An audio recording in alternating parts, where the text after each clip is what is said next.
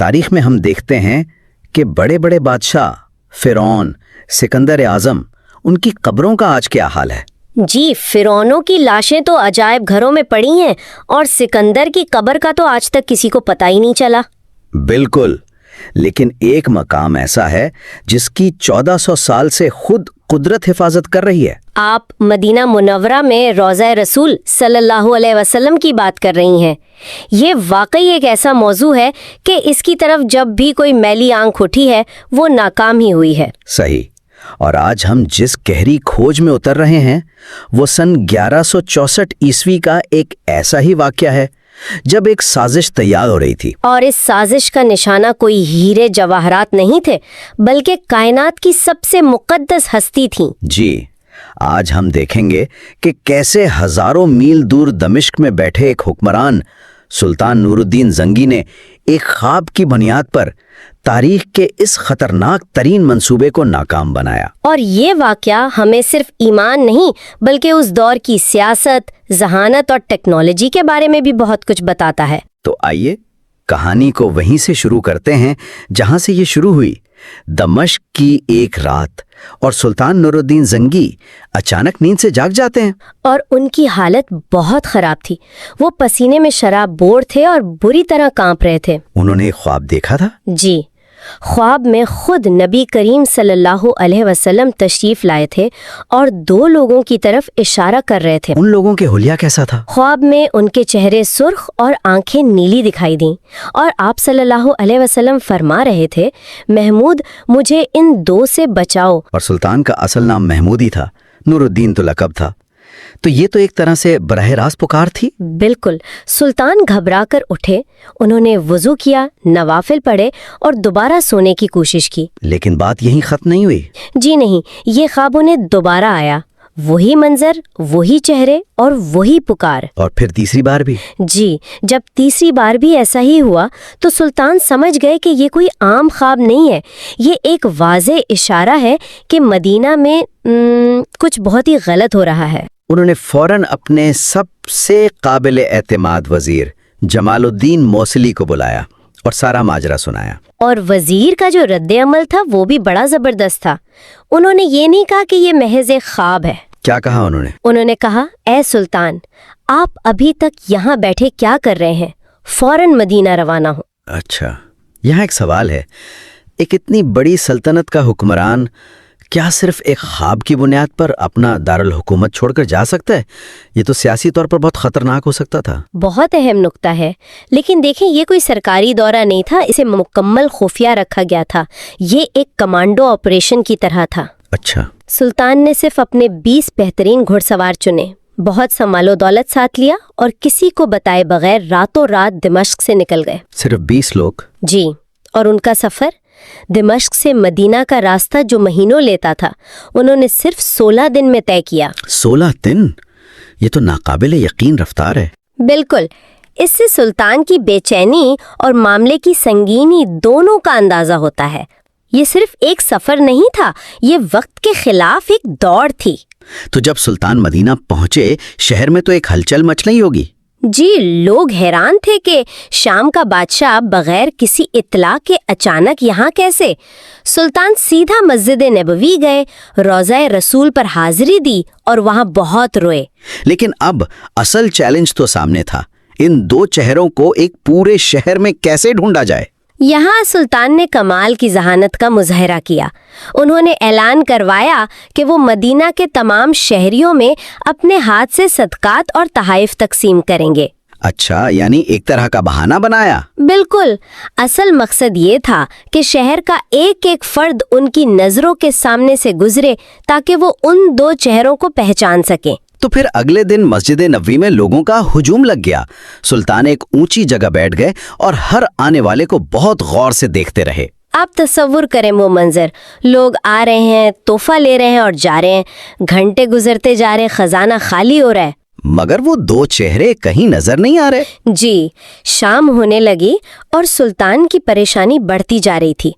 उनके जहन में भी शायद ये ख्याल आया हो कि क्या ये सब मेरा वहम था। लेकिन फिर कहानी में एक मोड़ आता है। बिल्कुल। जब तकरीबन सब लोग जा चुके तो सुल्तान ने मायूस होकर मदीना के गवर्नर से पूछा, क्या शहर में कोई ऐसा शख्स बाकी है जो मुझसे मिलने ना आया हो? और गवर्नर का जवाब क्या था? गवर्नर ने बड़े यकीन से कहा, सुल्तान, शहर का हर शख्स आ चुका है सिवाय 2 मगरबी ज़ायरीन के। 2 मगरबी ज़ायरीन? जी। उसने बताया कि वो मुराकिश से आए हैं और बहुत ही नेक और परहेजगार लोग हैं। अच्छा, उनके बारे में और क्या बताया? गवर्नर ने कहा कि वो किसी से कुछ लेते नहीं, उल्टा खुद खैरात करते हैं, दिन भर रोज़ा रखते हैं, रात भर इबादत करते हैं और रोज़ाए रसूल के करीब ही एक मकान में रहते हैं। यानी बाज़ाहिर उन पर तो कोई शक कर ही नहीं सकता था। वो तो खुद मदीने के गवर्नर की नज़र में बहुत नेक थे। यही तो उनकी चाल थी। लेकिन जैसे ही सुल्तान ने ये सुना, उनके दिल की धड़कन तेज हो गई। उन्होंने फौरन हुक्म दिया कि उन्हें लाया जाए। नहीं, फिर उन्होंने अपना फैसला बदला? जी, फौरन फैसला बदला और कहा, नहीं, मैं खुद उनके पास जाऊंगा। और फिर सुल्तान अपने मुहाफिजों के साथ उस मकान पर पहुंचे। दरवाजा खुला, अंदर 2 लोग बैठे थे। लंबी दाढ़ियां, हाथों में तस्बीह, चेहरों पर बज़ाहिर एक नूर। लेकिन जैसे ही सुल्तान की नजर उन पर पड़ी, उनके पैरों तले से जमीन निकल गई। ये वही 2 चेहरे थे, वही सुर्ख रंगत, वही नीली आंखें। ख्वाब बिल्कुल सच्चा था। तो सुल्तान ने उनसे पूछगछ शुरू की। जी, लेकिन अपने गुस्से पर काबू रखते हुए उन्होंने पूछा कि तुम कौन हो, यहाँ क्या कर रहे हो? और उन्होंने वही कहानी दोहराई होगी। बिल्कुल, बड़ी मासूमियत से कहा कि हम मराकश से आए हैं, इबादत गुजार हैं और बस नबी सल्लल्लाहु अलैहि वसल्लम के पड़ोस में रहना चाहते हैं। लेकिन सुल्तान को अब कोई शक नहीं था। उन्होंने कमरे की तलाशी का हुक्म दिया। बढ़े और फर्श पर बिछी एक चटाई को हटाया। जब उन्होंने नीचे फर्श को ठोंक कर देखा तो आवाज खोखली आई। ओहो! ये वो लम्हा था। सुल्तान ने चीख कर हुक्म दिया, इसे खोदो। सिपाहियों ने जैसे ही फर्श तोड़ा, नीचे लकड़ी का एक तख्ता निकला। और जब वो तख्ता हटाया गया तो वहां मौजूद हर शख्स की चीख निकल गई। नीचे एक गहरी तारीक सुरंग थी। अल्लाह अकबर! वो सुरंग कहाँ जा रही थी? वो सीधी रोज़ाए अतहर की दीवारों की तरफ जा रही थी। सिर्फ चंद फुट का फासला बाकी रह गया था। ये सोचकर ही रोंगटे खड़े हो जाते हैं कि अगर सुल्तान के आने में सिर्फ चंद दिन की देर हो जाती तो खुदा ना खास्ता क्या होता। अब इन मुजरिमों के पास कोई चारा नहीं था। उन्होंने सब कुछ उगल दिया। क्या एतराफ़ किया उन्होंने? उन्होंने माना कि वो मुसलमान नहीं बल्कि ईसाई हैं, जिन्हें स्पेन के ईसाई हुक्मरानों ने भेजा था। और उनका मंसूबा क्या था? सिर्फ नुकसान पहुंचाना? इससे भी कहीं ज्यादा खौफनाक। उनका मंसूबा नबी करीम सल्लल्लाहु अलैहि वसल्लम के जिस्म मुबारक को यहाँ से निकालकर यूरोप ले जाना था। अस्तगफिरुल्लाह! ये तो एक नफ्सियाती हमला था। बिल्कुल, ये मुसलमानों के ईमान के मरकज पर हमला था ताकि उनके हौसले हमेशा के लिए तोड़ दिए जाएं।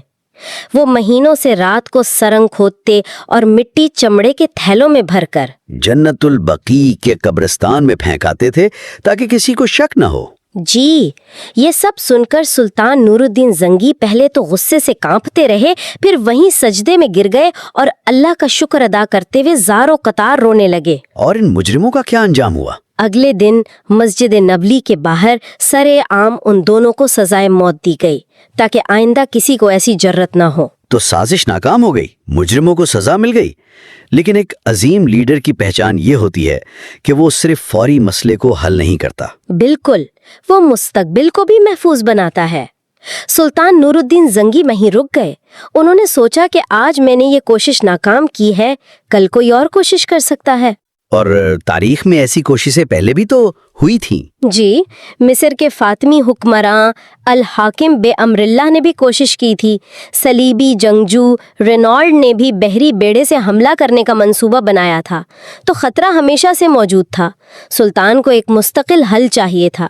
और वो हल मेरे ख्याल में इस कहानी का सबसे हैरत अंगीज हिस्सा है। सुल्तान ने दुनिया भर से बेहतरीन इंजीनियर्स और मामारों को मदीना बुलाया और उन्हें एक हुक्म दिया, रोज़ा रसूल सल्लल्लाहु अलैहि वसल्लम के गिर्द एक ऐसी दीवार बनाओ जिसे कोई तोड़ ना सके। और फिर वो अजीम मंसूबा शुरू हुआ।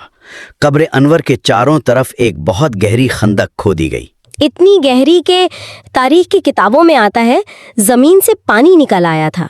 آپ سوچیں 900 سال پہلے بغیر کسی جدید مشینری کے یہ کتنا مشکل کام ہوگا۔ جی، اس کے بعد ٹنوں کے حساب سے سیسا یعنی لیڈ منگوایا گیا، بڑی بڑی بھٹیاں لگائیں گئیں اور اس دھات کو پگھلا کر اس خندق میں ڈال دیا گیا۔ یعنی زمین کے اندر روضہ مبارک کے چاروں طرف دھات کی ایک ٹھوس دیوار کھڑی کر دی گئی۔ جی، ایک سیسا پلائی ہوئی دیوار، یہ اس دور کی انجینئرنگ کا ایک شاہکار ہے جو آج 900 سال بعد بھی زمین کے نیچے موجود ہے، ایک خاموش پہرے دار کی طرح، جسے نہ کوئی سرنگ توڑ سکتی ہے اور نہ کوئی آلہ کاٹ سکتا ہے۔ بالکل، سلطان نے نہ صرف ایک وقتی خطرے کو ٹالا بلکہ آنے والی صدیوں کے لیے حفاظت کا ایک دائمی انتظام کر دیا۔ یہ واقعی ایک حیران کن داستان ہے۔ یہ صرف ایک خواب اور سرنگ کی کہانی نہیں ہے۔ نہیں، بالکل نہیں۔ آج کی اس گہری کھوج کا خلاصہ کریں تو ایک معجزاتی خواب نے ایک انٹیلیجنس الرٹ کا کام کیا، اس کے بعد ایک تیز ترین فوجی آپریشن ہوا، پھر ایک ذہین تفتیش کے ذریعے مجرموں کو پکڑا گیا، اور آخر میں ایک لازوال انجینئرنگ منصوبے نے اس خطرے کو ہمیشہ کے لیے ختم کر دیا۔ یہ واقعہ عشق رسول کے عملی ثبوت کی ایک مثال ہے۔ سلطان نور الدین زنگی صرف ایک بادشاہ نہیں تھے، وہ ایک سچے محافظ تھے۔ ان کے نزدیک ریاست کا سب سے بڑا مقصد ہی دین اور اس کے مراکز کی حفاظت کرنا تھا۔ اور جاتے جاتے سامعین کے لیے ایک سوچ چھوڑے جاتے ہیں۔ قرآن میں اللہ کا وعدہ ہے کہ اللہ آپ کو لوگوں کے شر سے محفوظ رکھے گا۔ یہ واقعہ اس وعدے کی ایک عملی شکل ہے، لیکن یہ ہمیں خدائی مرضی اور انسانی عمل کے تعلق پر بھی سوچنے پر مجبور کرتا ہے۔ کیا ایمان کا تقاضا صرف دعا کرنا ہے، یا یہ کہ انسان خود اس خدائی ارادے کی تکمیل کے لیے ایک ذریعہ بنے، جیسا کہ سلطان نور الدین زنگی بنے؟ یہ واقعی ایک گہرا سوال